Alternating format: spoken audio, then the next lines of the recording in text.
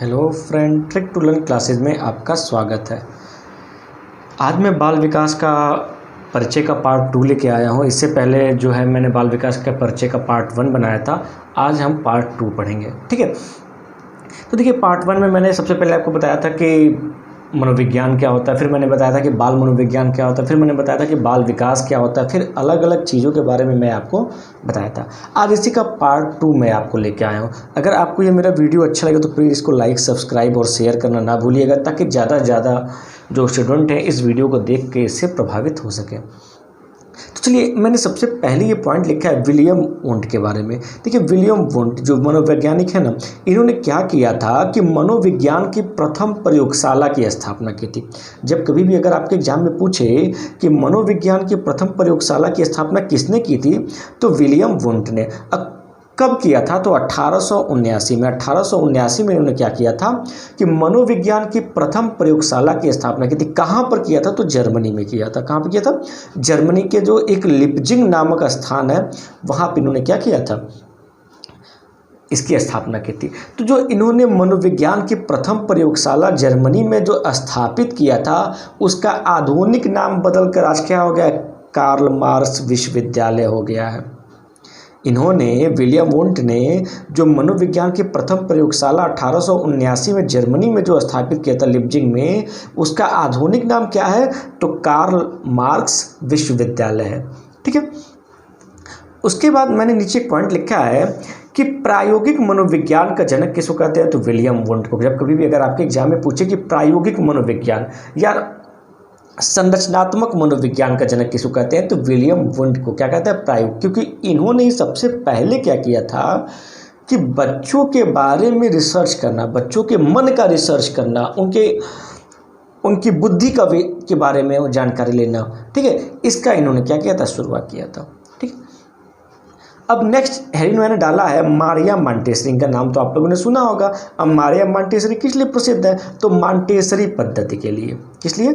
Montessori पद्धति के लिए। अब बात करते हैं कि मॉन्टेसरी पद्धति होता क्या है। तो देखिएगा, मॉन्टेसरी पद्धति में ये है कि अगर आपके बच्चों का विकास करना है तो उनको स्वतंत्र वातावरण में क्या कीजिए? ले जाइए। जब वो स्वतंत्र वातावरण में जाएंगे ना, देखिए मैंने यहाँ लिखा है ना, स्वतंत्र वातावरण पर आधारित है।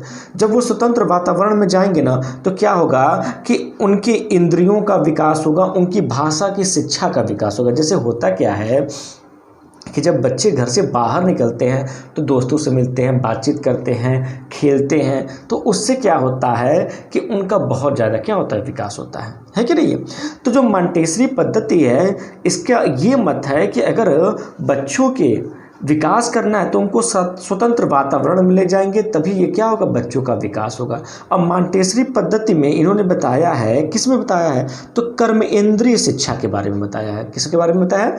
कर्मेंद्रीय शिक्षा के बारे में बताया है, ज्ञानेंद्रीय शिक्षा के बारे में बताया है, और भाषा की शिक्षा के बारे में बताया। इसका मतलब क्या है कि बच्चों का विकास जो होता है वो 3 रूप में होता है। एक कर्मेंद्रीय यानी कि उसके काम करने की क्षमता, एक ज्ञानेंद्रीय यानी कि किसी की चीज़ के बारे में उसका जानने की इच्छा, कोई काम करने की इच्छा, ज्ञानेंद्रिय की शिक्षा होती है, और तीसरा होती है भाषा की शिक्षा। यानी कि जब वो बाहर जाता है, बाकी लोगों से मिलता जुलता, तो बहुत सारी नई नई भाषाएं सीखता है, तो उसकी भाषा की शिक्षा का क्या होता है? विकास होता है। तो जब मारिया मॉन्टेसरी पद्धति है, उसमें कर्मेंद्रीय शिक्षा, ज्ञानेंद्रीय शिक्षा तथा भाषा की शिक्षा पर क्या किया गया है? बल दिया गया है, ठीक है। अगर आपके एग्जाम में कभी पूछे कि बाल अध्ययन के आंदोलन के जन्मदाता कौन है, तो हल को बाल अध्ययन के आंदोलन का जन्मदाता कहते हैं। क्यों कहते हैं? क्योंकि इन्होंने 19वीं शताब्दी में, देखिएगा 20वीं शताब्दी से पहले 19वीं शताब्दी में इन्होंने क्या किया था? चाइल्ड स्टडी सोसाइटी की स्थापना की थी। यानी कि बच्चों को पढ़ने के लिए एक जगह बनाया था जिसका नाम रखा था चाइल्ड स्टडी सोसाइटी, और चाइल्ड वेलफेयर सोसाइटी की भी स्थापना की थी। यानी कि जो बच्चे जो हैं, जो समाज से पृथक हैं, उनको अलग अलग के शिक्षा देने का जो है ये काम किया था। किसने? हल ने किया था। इसलिए बाल अध्ययन के आंदोलन के इनको क्या कहा जाता है? जन्मदाता कहा जाता है। और चाइल्ड स्टडी सोसाइटी और चाइल्ड वेलफेयर सोसाइटी ये है कहाँ पर? तो ये दोनों आपका है इंग्लैंड में। कहाँ पर है? इंग्लैंड में, ठीक है। अब अगला हमारा पॉइंट क्या है कि संज्ञानात्मक विकास का सिद्धांत किसने दिया था? तो जीन पियाजे ने। संज्ञानात्मक विकास का सिद्धांत किसने दिया था? जीन पियाजे ने। और सामाजिक सांस्कृतिक सिद्धांत किसने दिया था? तो वाइगोत्स्की ने। वाइगोत्स्की ने क्या किया था? सामाजिक सांस्कृतिक सिद्धांत दिया था, जबकि संज्ञानात्मक विकास का सिद्धांत किसने दिया था? जीन पियाजे ने। और दोनों जो हैं, जीन पियाजे और वाइगोत्स्की, दोनों जो है संज्ञानवादी मनोवैज्ञानिक थे। दोनों के दोनों संज्ञानवादी मनोवैज्ञानिक थे, लेकिन दोनों के विचारों में अंतर था। जीन पियाजे का मानना है कि अगर किसी बच्चे का सामाजिक विकास अगर करना है ना, तो वो स्वयं के ज्ञान से ही कर सकता है। वो खुद के ज्ञान से ही क्या कर सकता है? वो सामाजिक विकास जो है उसका आ जाएगा। वो स्वयं जो सीखेगा, स्वयं जो ऑब्जर्व करेगा, उसी से क्या हो जाएगा कि उसका जो है संज्ञानात्मक विकास होगा। ठीक है। जबकि वाइगोत्स्की का क्या मत है कि जो बच्चे का जो विकास होता है ना, वो समाज में रह कर होता है। इसके साथ साथ जो जिस संस्कृति में वो रहता है ना, उसका भी बड़ा इफेक्ट पड़ता है बच्चों की विकास पे। तो दोनों का जो है अलग अलग मतभेद है, दोनों की अलग अलग विचारधाराएं हैं, लेकिन दोनों जो है ना संज्ञानवादी मनोवैज्ञानिक हैं। ठीक है। हमारा नेक्स्ट पॉइंट है कि 20वीं शताब्दी में बाल विकास की दिशा में व्यवस्थित अध्ययन किया गया। जो 20वीं शताब्दी की 19वीं शताब्दी में एक व्यवस्थित अध्ययन नहीं किया गया। देखिए मैंने हल लिखा है ना। 19वीं शताब्दी में क्या किया गया है? व्यवस्थित अध्ययन नहीं किया गया। व्यवस्थित अध्ययन कब से किया गया? 20वीं शताब्दी को। चूंकि 20वीं शताब्दी से बालकों के बारे में व्यवस्थित अध्ययन किया गया है, इसीलिए एक मनोवैज्ञानिक थे क्रो एवं क्रो, इन्होंने क्या किया है? 20वीं शताब्दी को बालक की शताब्दी कहा है।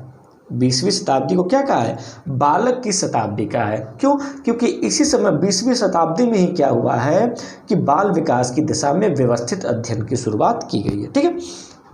इसके साथ साथ क्रो एंड क्रो का एक और जो है काफ़ी इंपॉर्टेंट है, कई बार आपके एग्जाम में पूछा गया है। एक और इनकी विचारधारा है, और वो विचारधारा मैं आपको बता रहा हूँ। और क्रो एंड क्रो के अनुसार है क्या कि बाल मनोविज्ञान व्यक्ति के गर्भकाल से लेकर किशोरावस्था तक की अवस्था का वैज्ञानिक अध्ययन है। इसका मतलब क्या है कि बाल मनोविज्ञान में किसी भी बच्चे के गर्भकाल से लेकर किशोरावस्था तक का हम लोग क्या करते हैं? वैज्ञानिक अध्ययन करते हैं। यानी कि गर्भकाल में कितना विकास हुआ है ना, फिर शैशवावस्था में, फिर बाल्यावस्था में, फिर किशोरावस्था में कितना विकास हुआ, इन सब का अध्ययन हम किस में करते हैं? तो बाल मनोविज्ञान में करते हैं।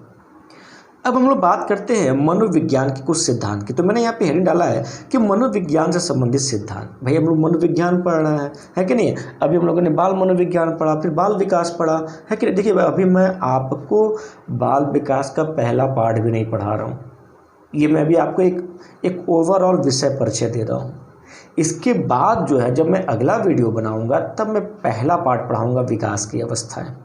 जो बाल विकास में आप लोग शुरू से विकास की अवस्था यहीं से आप लोग शुरू ही करते हो। ठीक है। इससे पहले की चीज़ों को आप लोग छोड़ देते हो। ठीक है। और वो चीज़ें जो हैं आपके एग्जाम के लिए इंपॉर्टेंट है। कई बार जिसको पता होता है वो कर लेता है, जिसको नहीं पता है वो छोड़ देता है।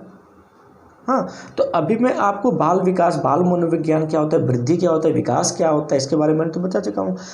अब जो है जो अगला वीडियो में बनाऊँगा वो आपका सबसे पहला चैप्टर रहेगा। ठीक है।